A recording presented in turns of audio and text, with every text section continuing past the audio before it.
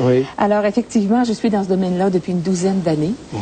Et je vais encore étudier régulièrement aux États-Unis parce qu'au Canada, il n'y a pas grand-chose vraiment dans le domaine des bijoux, ce qu'on appelle des bijoux de succession. Alors, le terme consacré, alors c'est un peu une traduction de estate jewelry de nos voisins du Sud. On appelle ça des bijoux de succession. Et vous les trouvez comment, ces bijoux-là, vous? Souvent par des successions. Alors, les notaires nous les confient ou les exécuteurs testamentaires qui ne savent pas quoi faire avec ces bijoux-là. Mais savez-vous que de plus en plus, les personnes du troisième âge viennent nous voir en nous disant « Je ne voudrais surtout pas que mes enfants se chicanent lors du décès. Alors, pouvez-vous me dire combien vaut chacun de mes bijoux? Alors, comme ça, on saura au décès, comment les répartir. Parce qu'une fois de temps en temps, j'interviens comme un peu hors cours, si on veut, parce que les gens, dans les grandes valeurs, on ne chicane pas pour un bracelet de 200 $, mais quand ça vient à des milliers de dollars, les gens sont déçus, pas contents, ta bague vaut plus que mon collier de perles, etc. Et comment vous procédez pour évaluer ces bijoux usagés? Alors, on a des tests à faire. Alors, vous avez dit au départ, je suis gémologiste, donc j'ai une formule où j'ai un laboratoire de gémologie complet. Alors, c'est un laboratoire d'expertise et d'évaluation de bijoux. Alors, j'évalue donc qu'est-ce que ça vaut sur le marché du bijou qui a déjà été porté. Et je prends en consignation ou j'achète, tout dépendant du type de bijoux. Et vous les revendez donc au grand public? Vous ne faites pas seulement les évaluer, vous pouvez aussi revendre. Effectivement, je les revends, oui, au grand public. Et on a même signé des ententes avec des fondations, comme Fondation québécoise du cancer, Fondation de la Maison Michel Sarrazin à Québec, Fondation de grands hôpitaux, où des gens veulent aider des fondations visant la santé humaine, n'ont pas d'argent comptant, mais sont prêts à donner une bague de grand-maman que personne ne veut dans la famille.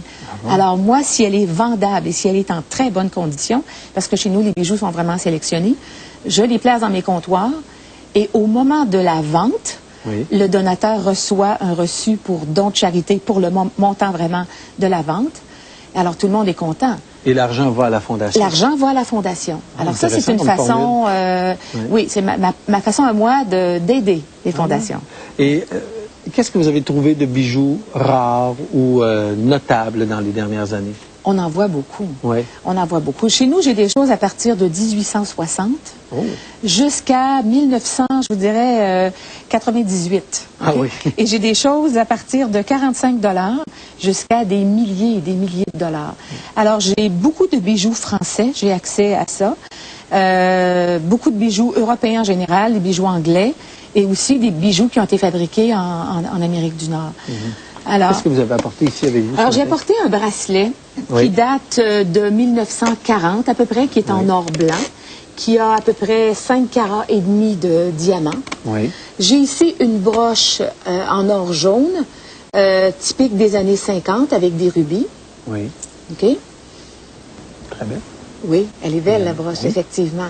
Et on remarque que les femmes autour de 40 ans, l'idée leur vient de porter plus de broches. À 20 ans, moins. Mais il y a comme, je vous dirais, un regain de ça. Et ça, ce sont des boucles d'oreilles typiques de 1910. De 1910? Oui, alors fabriquées en platine. Alors, je ne sais pas comment si on les voit bien à l'écran, en platine.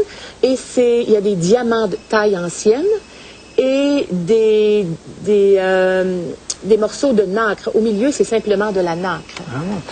Je reviens sur ce que vous disiez tout à l'heure sur l'évaluation des bijoux. Vous pouvez évaluer le métal ou l'origine de la fabrication, mais souvent un bijou, ça a une valeur inestimable à cause du symbole ou de la signification qu'on lui donne. Mais je vous dirais que les gens, à un moment donné, je vais vous donner un cas typique.